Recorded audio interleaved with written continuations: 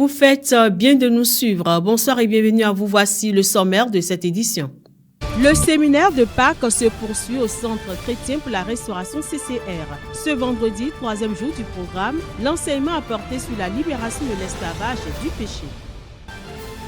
La grossesse, ce moment unique, fait de joie, d'attente, mais parfois aussi de doute et de vulnérabilité. De plus en plus de futurs mamans se tournent vers la psychothérapie pour mieux vivre ces mois intenses, comprendre leurs émotions et renforcer leur équilibre mental.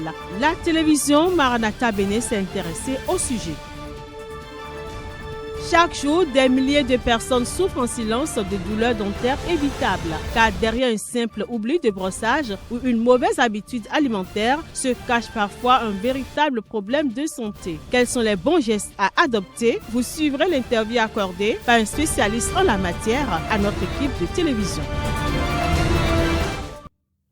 Le séminaire de Pâques se poursuit au Centre chrétien pour la restauration CCR. Au 3e jour, l'enseignement a porté sur la libération de l'esclavage du péché à partir de Romains 7, versets 23 à 25 et chapitre 8, versets 1 à 8. Reportage Félicité Botton, Cyril Agbo. Au Centre chrétien pour la restauration, les fidèles ont pris part ce vendredi 3 avril, 3e jour du séminaire de Pâques, à un enseignement axé sur la libération de l'esclavage du péché. Le révérend Camille Toubi s'est appuyé sur les écrits de l'apôtre Paul pour expliquer une réalité spirituelle vécue au quotidien. La Pâque pasquale, c'est la fête de la libération.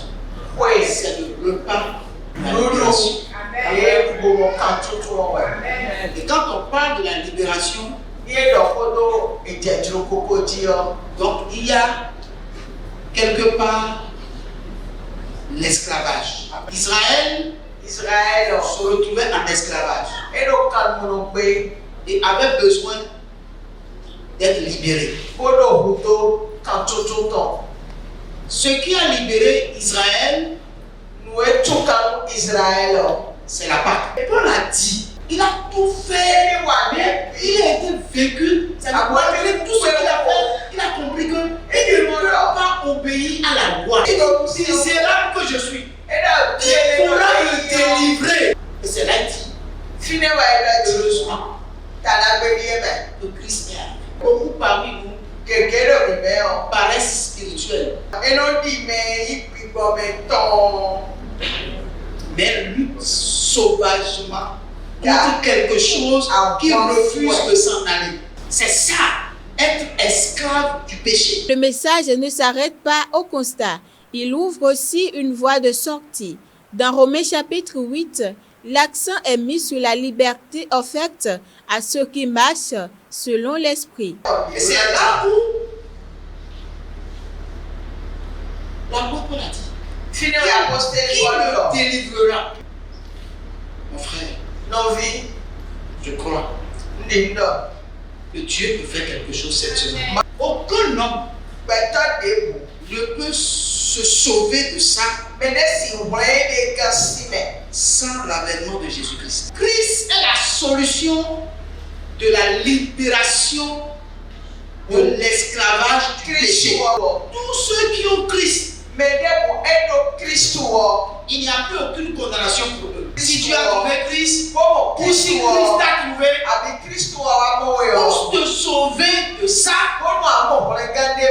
il faut que tu t'attaches à lui. Ce 3e jour du séminaire de Pâques a mis en lumière le passage de la lutte à la liberté au cœur du message. Le séminaire se poursuit et prend fin ce dimanche avec d'autres enseignements. Il faut dire qu'à la suite de cet enseignement centré sur la libération de l'esclavage du péché, les participants disent avoir été profondément interpellés. Prise de conscience et engagement personnel marquent ce 3e jour de séminaire. Ils partagent leurs impressions à l'équipe de la télévision Maranatha Bénin. J'ai retenu que c'est Dieu même qui a quitté son trône pour venir habiter une femme afin de sauver l'homme du péché. Il est aussi un sauveur parfait. Et pour que le péché ne règne pas en nous, nous devons nous attacher à Dieu. C'est un réel plaisir et aussi un désir profond en ce qui me concerne personnellement parce que on dit souvent que un séminaire, c'est un rendez-vous de professionnels. Pendant un séminaire, nous apprenons. Il y a de la matière, nous sommes nourris, nous ne restons pas en surface en nous embreuvant avec du lait, mais nous allons en profondeur comme l'a dit papa. Donc nous mangeons de la nourriture solide qui contribue à notre croissance spirituelle. À travers la prédication de ce soir, j'ai principalement retenu que la Pâque qu'est Christ notre Seigneur et que nous avons mangé ne nous donne pas la possibilité de faire du surplace. Et que par cette Pâque, nous devons bouger. Et le mouvement que nous sommes appelés à faire, c'est de faire la volonté de Dieu, de nous attacher à Dieu. Et donc que nous n'avons pas d'autre volonté que de vivre la vie de Dieu. Loin d'être un principe religieux, la sainteté n'est rien d'autre que la nature de Dieu. De plus, il a dit dans sa parole dans Amos 3, verset 3, « Deux hommes marchent-ils ensemble sans être convenus ?» Ainsi, on comprend que le Créateur appelle tous les humains désireux de cheminer avec lui à la sainteté. Cet appel donne lieu à deux questions. Dieu s'adresse-t-il à tous les hommes en général ou s'adresse-t-il à des personnes spécifiques? Exposé à ces questions, l'homme de Dieu, le révérend Athanase Kadia, répond à la lumière de la parole de Dieu. Tous ceux qui sont appelés à la sainteté, c'est tous ceux qui sont nés de nouveau, tous ceux qui ont été appelés. Je vous ai dit tout à l'heure que quand vous êtes nés de nouveau, si vous ne continuez pas pour faire l'expérience de la sanctification, pour que quelque chose soit fait au niveau de votre cœur, vous aurez de problèmes en chemin. C'est pour ça que quand tu es né de nouveau et tu es content, c'est bon. Mais tu dois aller maintenant à Dieu pour faire cela, pour faire cette expérience. Et nous allons lire un verset, vous allez voir, Luc, c'est Jésus même qui a dit ça dans le livre de Luc, chapitre 1. Luc, chapitre 1, je lis le verset. Luc 1, verset 74 et 75. Regarde ce qu'il dit. De nous permettre, après que nous serions délivrés de la main de nos ennemis, de le servir sans crainte. Verset 75. En marchant devant lui dans la sainteté et dans la justice tous les jours de notre vie. Dieu, quand il nous a sauvés, tu as écouté la parole de Dieu, tu t'es repenti de tes péchés. Et tu as reçu Jésus dans ta vie comme ton Seigneur Sauveur personnel. Tu es sauvé. Tu es né de nouveau. Mais Dieu veut que tous les jours de ta vie, tu puisses marcher dans la sainteté. Donc, c'est tous ceux qui sont appelés, tous ceux qui disent que je suis enfant de Dieu. Ce n'est pas pour les pasteurs, c'est parce que non, c'est les pasteurs qui vont mener vie de sainteté. Non. Aujourd'hui, trouver une église est très facile, mais trouver la bonne devient pour beaucoup un véritable chemin de discernement. De la multiplication des églises aux promesses spectaculaires en passant par des messages parfois contradictoires, une question s'impose aux fidèles. Comment reconnaître une église qui conduit réellement à Dieu et non à une qui en donne seulement l'apparence? Suivons le reportage que nous propose Félicité Bouton et Credo Defli. Elles sont partout, au coin des rues, dans des maisons transformées en temples, sous des bâches et bien d'autres. Aujourd'hui, ouvrir une église semble plus facile que jamais. Mais pour les fidèles, choisir où prier devient un véritable exercice de discernement.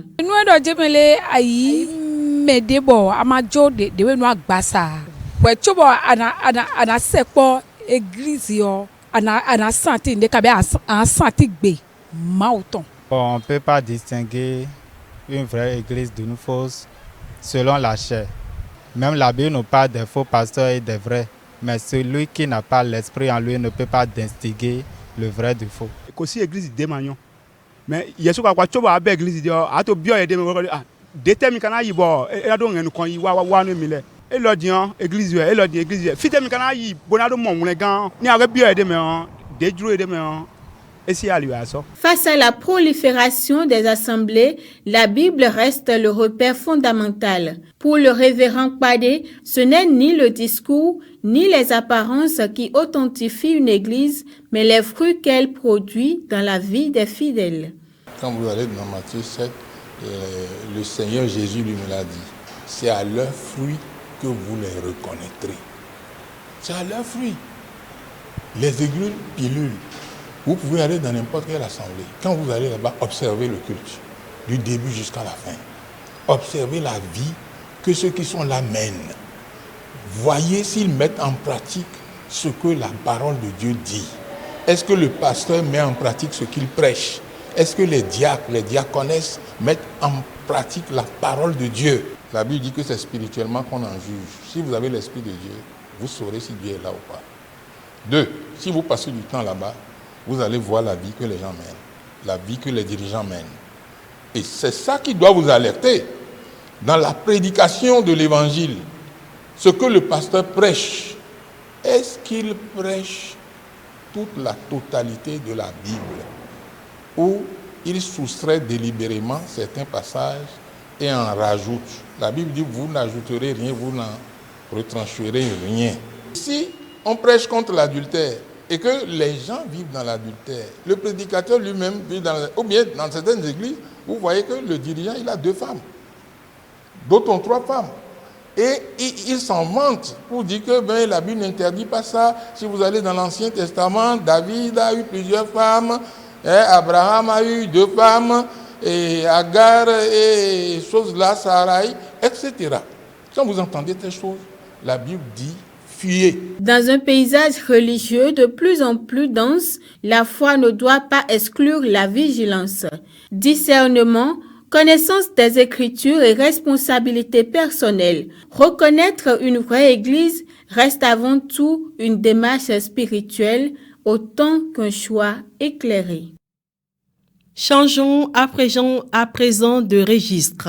Chaque jour, des milliers de personnes souffrent en silence de douleurs dentaires évitables, car derrière un simple oubli de brossage ou une mauvaise habitude alimentaire se cache parfois un véritable problème de santé. L'hygiène bucco-dentaire ne se limite pas à avoir un beau sourire. Elle est un pilier essentiel du bien-être. Quels sont alors les bons gestes à adopter? Focus sur un enjeu de santé souvent sous-estimé dans cet élément.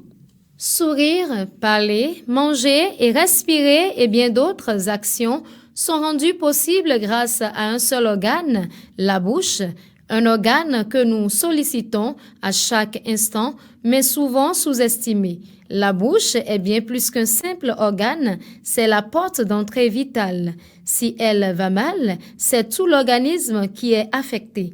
Prendre soin de sa bouche devient un impératif. À chacun ses habitudes, mais au fond, il existe des bonnes manières recommandées par des spécialistes dentaires. Ce que nous avons toujours recommandé, c'est le brossage 3 fois par jour après repas et de consulter les spécialistes du chirurgien dentiste 1 fois par an ou 2 fois par an. Visite systématique de contrôle et d'éviter de consommer excessivement du sucre. Il faut changer sa brosse tous les 2 mois, 3 mois. La technique de brossage, elle s'enseigne. Mais de façon classique, le brossage, il se fait dans un sens. C'est-à-dire, quand vous ouvrez légèrement la bouche, c'est toujours de la gencive vers les dents. Vous voyez un peu. Et les dents ont plusieurs faces. Les faces occlusales, c'est des mouvements circulaires. Le fil dentaire, il est recommandé pour enlever les débris alimentaires dans les espaces interdentaires. Nous avons les mauvaises habitudes où nous utilisons les pics pour enlever les débris dentaires après avoir mangé, alors que ces pics traumatisent les gencives. Une mauvaise hygiène bucco-dentaire expose non seulement à la carie dentaire, mais peut aussi causer d'autres pathologies dont les conséquences peuvent être dramatiques. L'infection, en passant par la circulation générale, va atteindre le cœur. Ensuite, ça peut atteindre les poumons, ça peut atteindre le foie, comme ça peut atteindre même le système nerveux central. Alors, pour les toxines, ça peut avoir des réactions de type allergique ou immunitaire.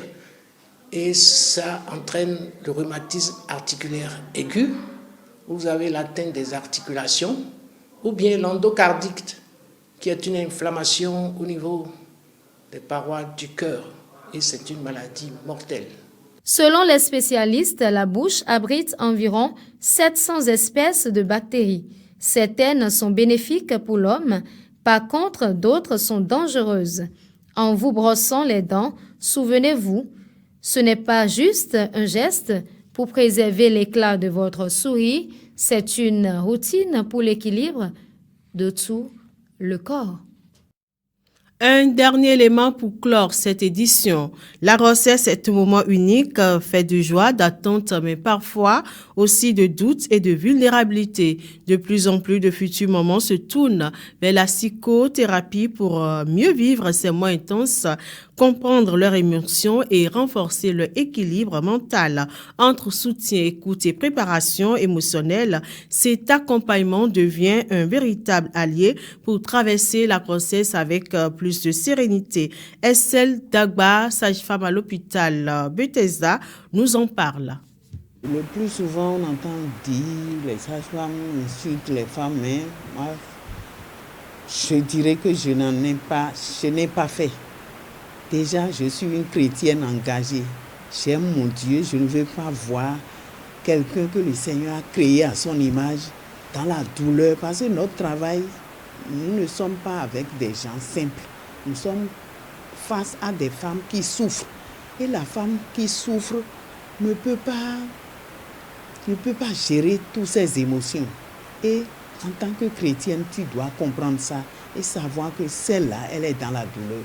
Elle peut ne pas être coopérante, mais c'est à toi de jouer le jeu. Quand j'avais commencé le travail de la sage-femme, quand je viens à la garde, quand je vois les femmes, les jeunes filles, les primigesses, les gens qui n'ont jamais accouché, je leur fais une psychothérapie en fait au départ. Je lui explique que après mon examen,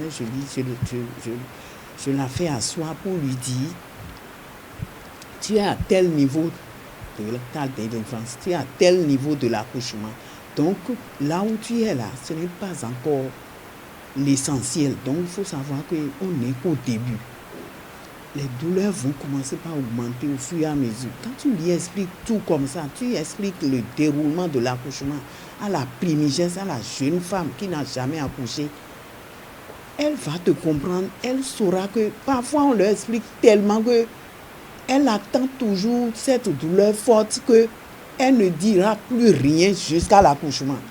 Elle ne dira plus rien parce qu'elle s'attendait toujours à une forte douleur avant que ça ne sorte. Et de là, quand elle est déjà assise à 7, elle ne sait pas. Comme tu lui as déjà dit que ça là, ce n'est que le début. La douleur va s'accentuer au fur et à mesure jusqu'à ce que l'enfant sorte. Elle attendait cette douleur jusqu'à... Elle ne dira rien avant que l'enfant ne sorte. C'est comme ça. Donc, il y a un préparatif, un préalable que les collègues n'arrivent pas à faire. Si tu ne fais pas ce préalable, la femme ne peut pas coopérer avec toi. Mesdames, Messieurs, merci pour votre attention renouvelée. Bonne fête de Pâques.